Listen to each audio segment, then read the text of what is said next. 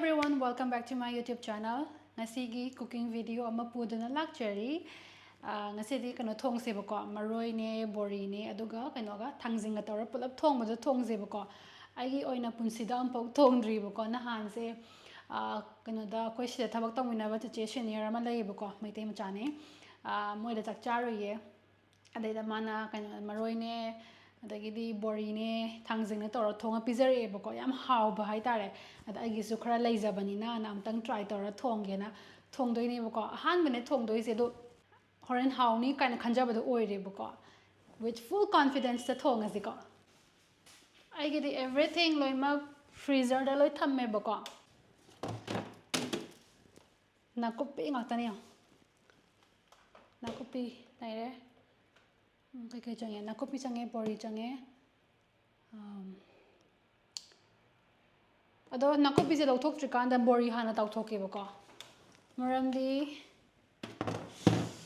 horen frozen ni loi mak mahi lang thor kane ba dogi nakanda moi je short video ke sum namdoi ni ko ain tawi je amung tang da thaba ani ne haba sigi angle fazana lau de apote se remove taw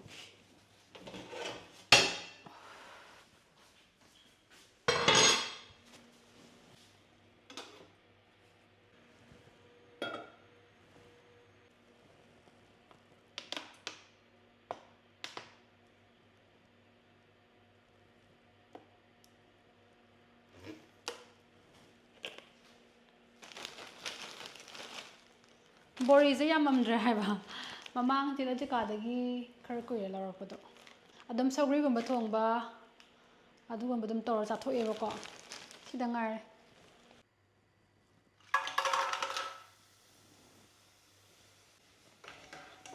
khaban se sauman gar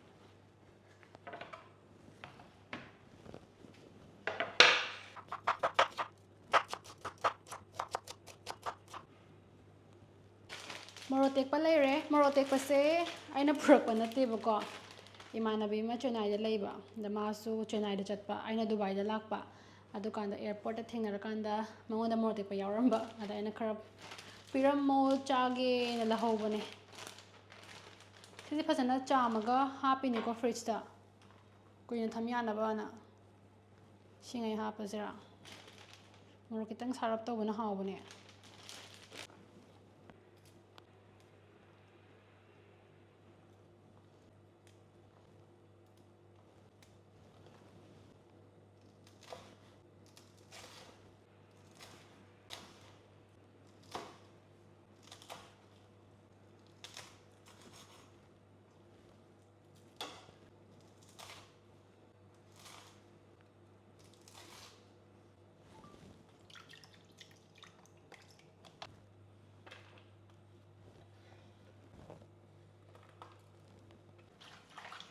तेजपत्ता मना कर हापके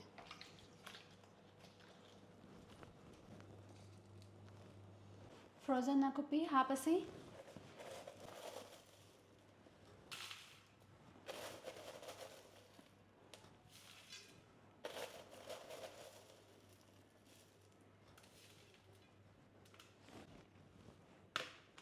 थांजिंग ले रेको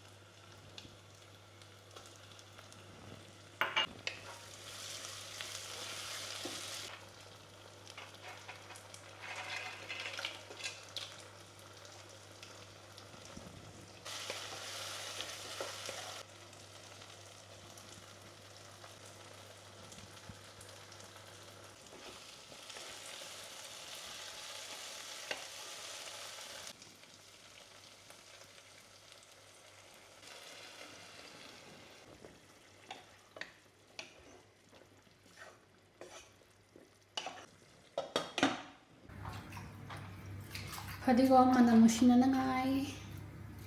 Fadigom hapase hawe edi. Everything injang khudingda fadigom thakningi.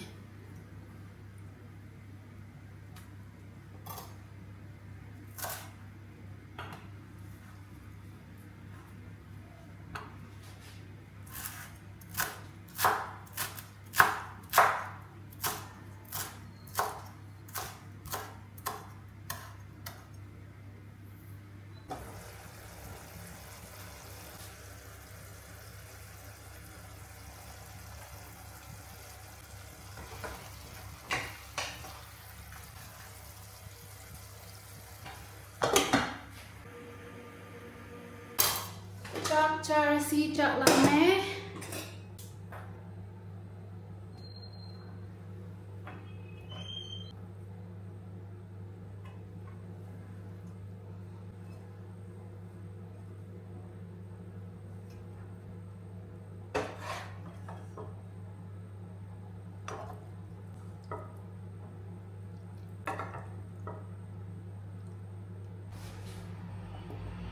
Aduga sigi chicken chili oil je kitang chage.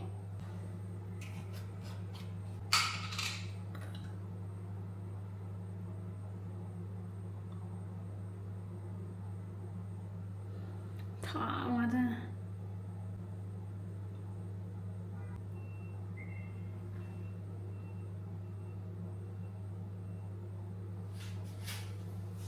Dadi mayam chaba hojaraze yam hawdo male.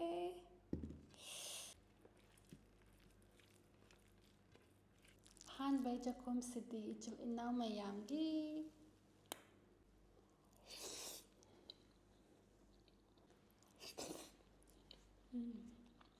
Okay.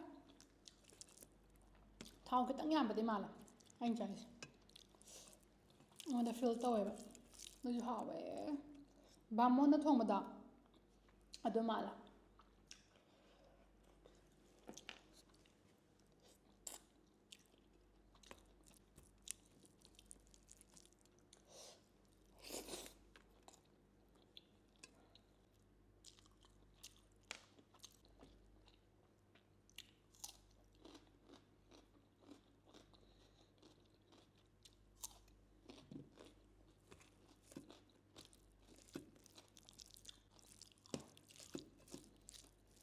Hari na benate.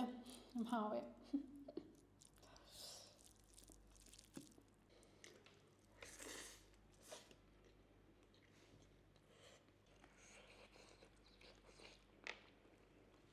Ising kaurame.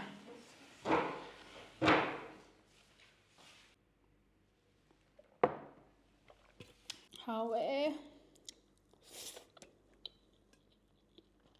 Chicken ka chaba ka. Ju hawe.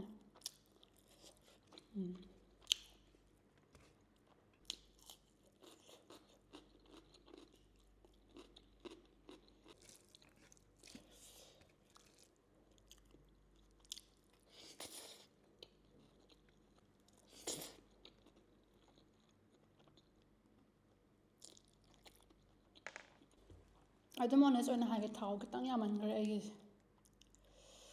Kitang lek thu. Ado mahau di yam lay.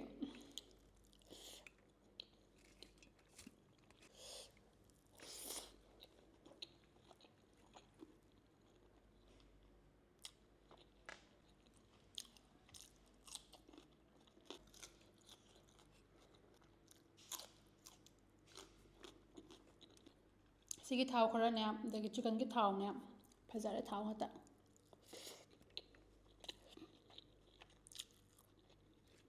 Hao bado. Sabe de ko mayam. Yam hao hai man graze. Chang se lay di lay hori. Hagot patalle. Friday da ka wari. Friday or so ne ma ki ticket nang apan video report. Dari flight like timi. Namu mushin da bitong ki dai ne. Ang tang tong spice to yagi dreba. Manipur da pai dam spice to. No yo fight to you. Tham. Shadi ya dai ra. ꯌꯥꯍꯜꯂꯒꯦ ꯑꯗꯨꯝ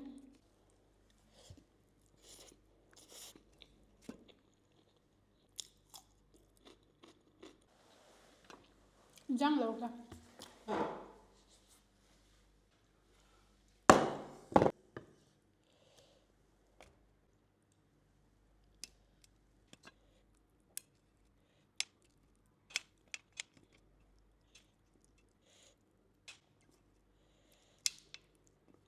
ꯊꯥꯡꯖꯤꯡ ꯌꯥꯝꯃꯟꯈ꯭ꯔꯦ ꯆꯥꯐꯝ ꯈꯪꯗ꯭ꯔꯦ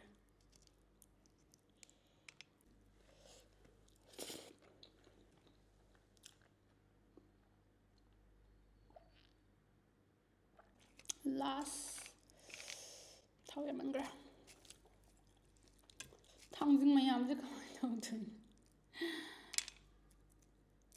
ꯃꯔꯣꯏ ꯊꯣꯡꯕ꯭ꯔꯥ ꯊꯥꯡꯖꯤꯡ ꯊꯣꯡꯕ꯭ꯔꯥ ꯑꯃ ꯇꯧꯔꯦ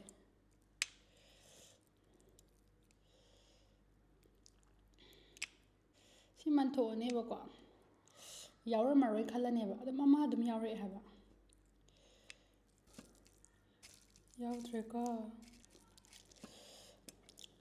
ꯑꯃ ꯌꯥꯎꯔꯛꯑꯦ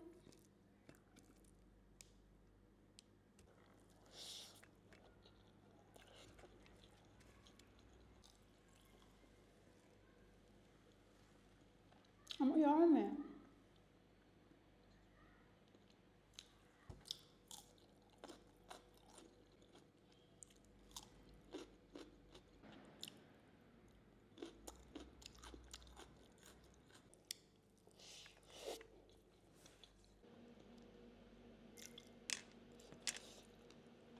ꯑꯗꯨꯝ ꯌꯥꯎꯔꯝꯃꯦ ꯑꯔꯣꯏꯕ ꯆꯥꯛꯈꯣꯝ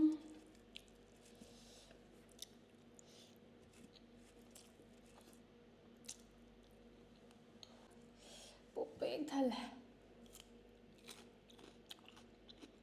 ꯃꯥꯏꯁꯤꯒ ꯊꯕꯤꯁꯦ ꯃꯍꯥꯎ ꯑꯝꯇ ꯌꯥꯎꯗꯕ ꯋꯥꯅꯤ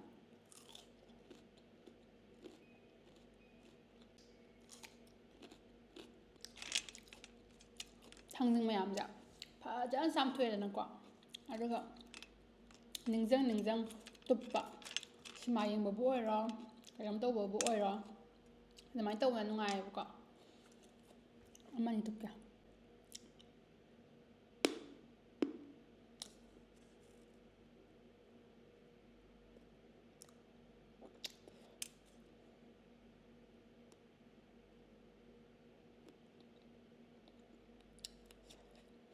ꯄꯨꯂꯞ ꯁꯥꯏꯖꯟꯈ꯭ꯔꯦ ꯃꯔꯨ ꯀꯨꯞꯃꯜꯂꯦ ꯌꯥꯝꯅ